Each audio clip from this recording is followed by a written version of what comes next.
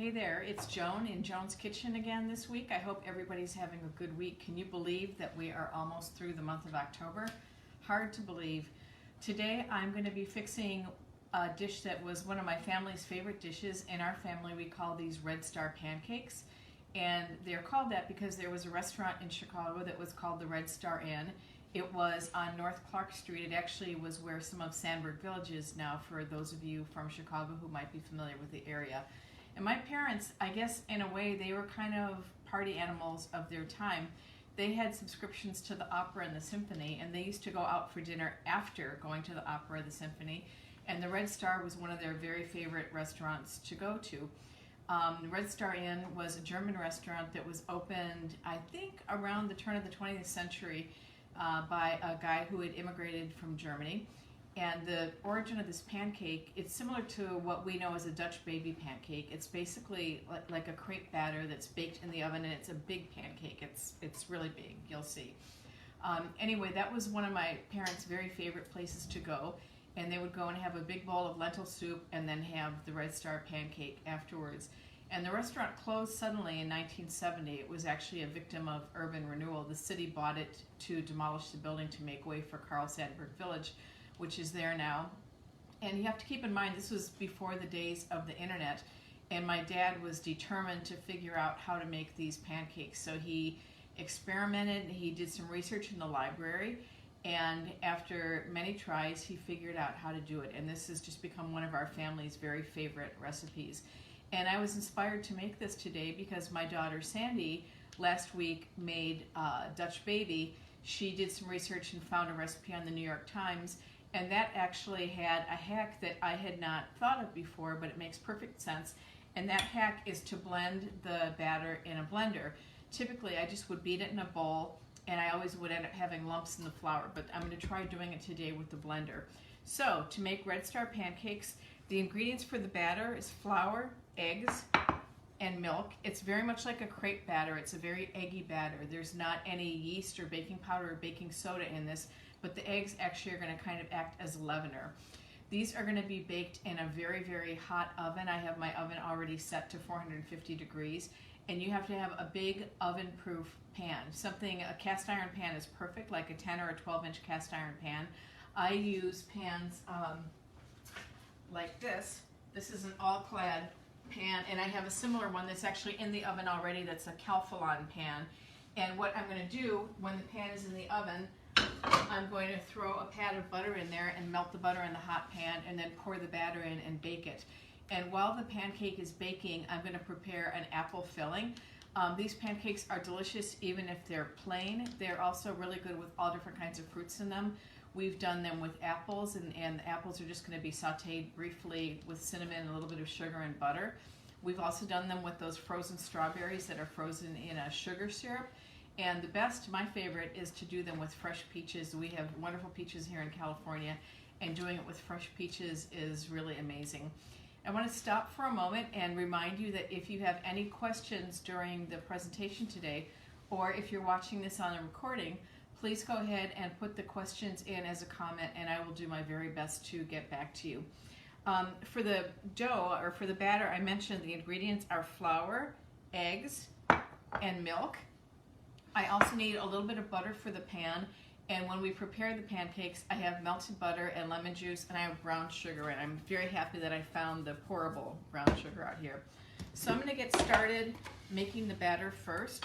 I am going to put my eggs in the blender and my milk, and I'm going to buzz that up a little bit, and then I'm going to add my flour, and I'm hopeful that that's going to make a nice smooth batter and eliminate the lumps. So here we go.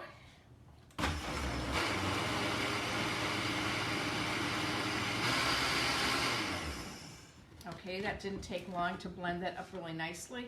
And I'm going to go ahead and dump my flour in here, and let's see if this comes out nice and smooth as I'm expecting it to.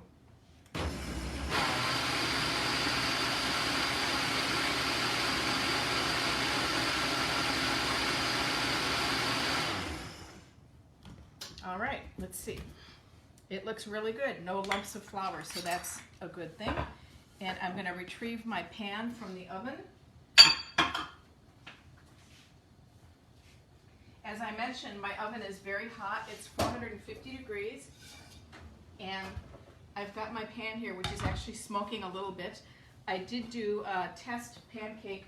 I find frequently when I'm making pancakes that the first one is kind of for the pan. It usually takes one to get the pan going. So I'm just going to put my butter in there. You can hear that sizzling. And I'm going to rotate my pan around a little bit to get the butter spread around, and then I'm going to pour batter in there. The batter is going to more than cover the bottom of the pan, and as it's baking, it should hopefully climb up the sides of the pan and get puffed up. Do a little bit more. So this is going to go right back in the 450 degree oven and bake while we are preparing the apples. So bear with me one moment while I put this back.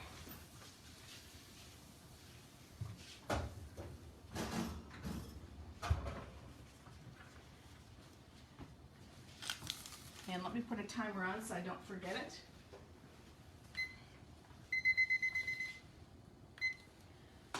All right, so now I am ready for the next step, which is going to be to prepare the apples for the filling that I'm going to use today. And I've got my little burner over here. Oops. Let me get that going, and I'm going to melt some butter in here. Turn the heat down on that a little bit.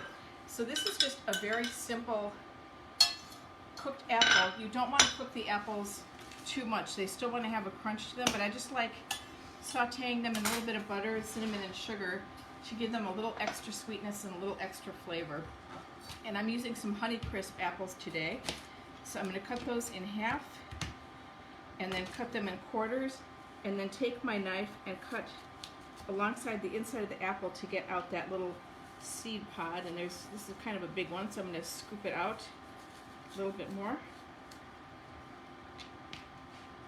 I've got my butter already melting in my pan, and when that's melted, I'm going to add chopped apples in and toss on a little bit of cinnamon and a little bit of brown sugar, which is going to kind of get caramelized around the apples. I'm not going to cook it for very long, just enough to soften them a little bit and get a little bit of the sweetness from the sugar and the texture of the caramelization, and a little bit of the flavor from the cinnamon in there.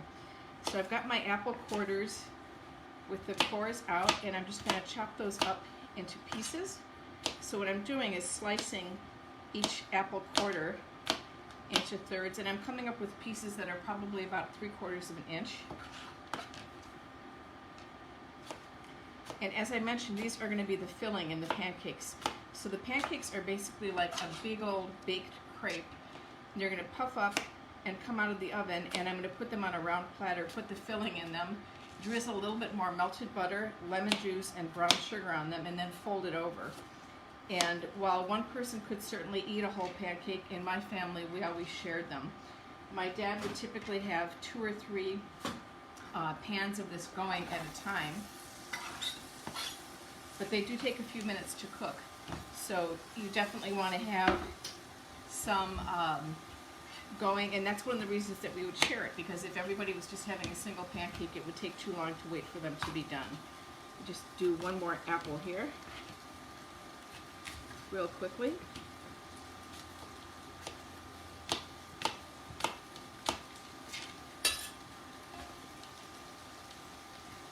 I mentioned that these are also known as Dutch babies. If anybody has a pancake house near you that's called the Original Pancake House, they have a recipe that's called a Dutch baby. And their Dutch baby, they partially bake the pancake in the oven, and then they add apples and sugar right into the dough, so you end up with this kind of gooey, caramelized apple filling. That's what those are. They also serve something that they call a German pancake, and it's exactly what I'm making, but they serve it just plain without any filling in it. So I got my apples here sauteing and a little bit of melted butter. I'm going to add some brown sugar in there and just a little bit of cinnamon to give it some flavor. This really doesn't need to cook for very long. It's just enough to get the apples kind of coated with the melted butter and the cinnamon and the sugar to give them a little extra sweetness and flavor. On one of the occasions that my parents had gone to the symphony, my Aunt Beth went along with them, And my parents and Aunt Beth all had very hearty appetites. And after the concert was over, Aunt Beth said, well, where are we going to go eat? And my parents said, we're going to go have a pancake. And Aunt Beth was like, a pancake? We're going to have a pancake.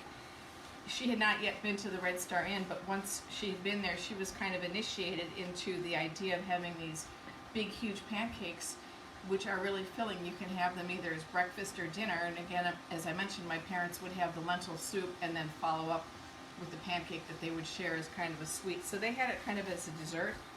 And again, going forward in my family, this is a favorite breakfast thing.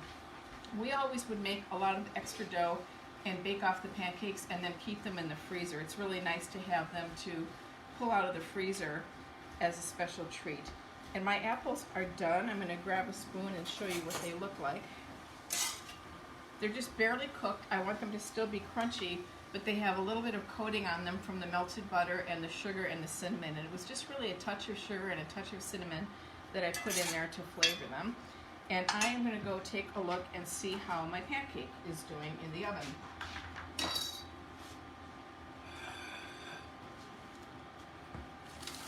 this out of the way and get my melted butter.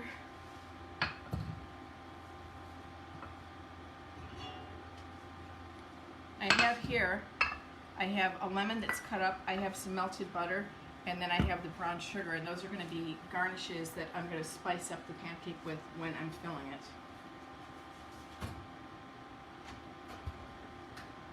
And it still has a couple minutes longer to go. The German baked pancake is similar to what the Brits call a Yorkshire pudding, and a Yorkshire pudding is something that is typically served with roast beef, and I haven't figured out what the connection is to serving a Yorkshire pudding with roast beef. One of the differences is that the Yorkshire pudding is apparently typically prepared as a single serving, although when I've had it, somebody's made it like in a big cookie sheet and then portioned out pieces of it. A Yorkshire pudding is typically cooked in beef fat, so it's more of a savory dish. When you look at recipes for Dutch baby online, frequently they have sugar in the recipe. My dad didn't happen to have sugar in it, so this could actually be a savory crepe too.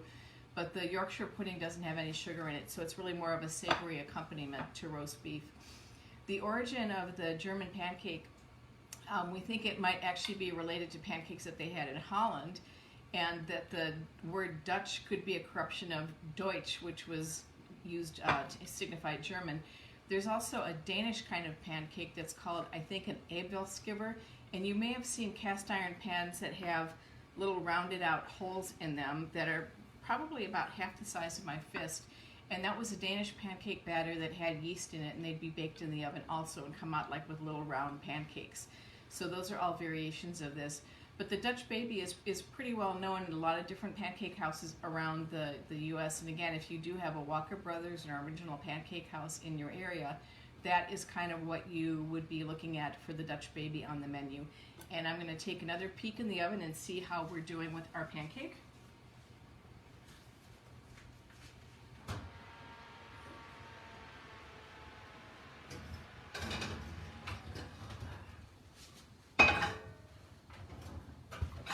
And we are getting there. It's a little bit brown around the edges and starting to puff up. I think probably another minute or so is going to do it.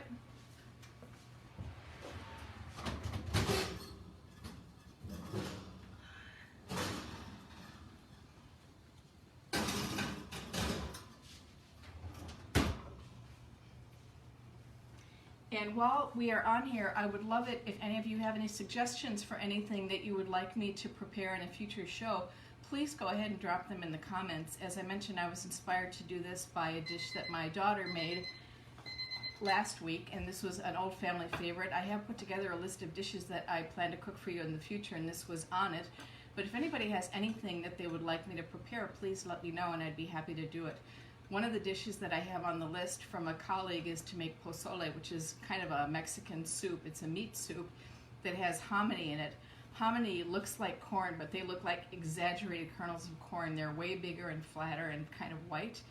And when you make pozole, you make kind of a salad. You have all these garnishes on the side that ultimately are put on top of the soup, and it's a fabulous soup. My problem with my pozole recipe that I got from my mother is that she doesn't have any proportions on it at all. It just says pork, beef marrow bone, chicken thighs, carrots, celery, onions, and spices. And then it has things for the garnish. So I've got to play around with it a little bit to come up with actual proportions so I can craft a real recipe to share with you. And I'm going to go and take a look at my pancake again and see how we're doing.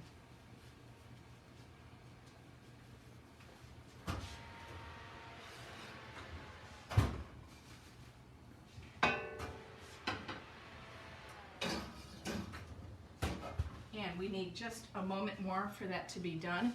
I did prepare one earlier, so I'm going to pull out my reserve pancake and show you what we do with it. So normally the pancake would be a little bit more puffed up than this, but this is fine. This is going to work. So I'm going to take my apples and spoon them kind of down the middle of the pancake. And I'm going to take a little bit of melted butter and drizzle that over my apples in there. And this is all to taste. Some people like a lot of butter, some people don't care for any at all. And I'm going to put a little bit of my brown sugar on top of that. And then I'm going to take a lemon and just squeeze some lemon juice on top of that. And then I'm going to fold the whole thing over like this. A little bit more melted butter on there. A little bit more brown sugar. And then what we would do would be to go ahead and slice this and serve it kind of like this. Now, if you have a Dutch baby in a restaurant, chances are it's going to be served open-faced with apples in the middle and kind of like syrupy showing in the middle of it, and you would slice it open like that. But this is the way it was done at the restaurant, the Red Star in Chicago, and this is the way our family has done it. And that is pretty much it for this week. I hope you've enjoyed this demonstration of Red Star Pancakes from the Red Star Inn in Chicago, also known as German pancakes and similar to a Dutch baby pancake. If you have any questions, please go ahead and add them in the comments, and I will do my best to answer you as quickly as possible. That is it for this week. Ciao for now. I will see you next week from Joan's Kitchen.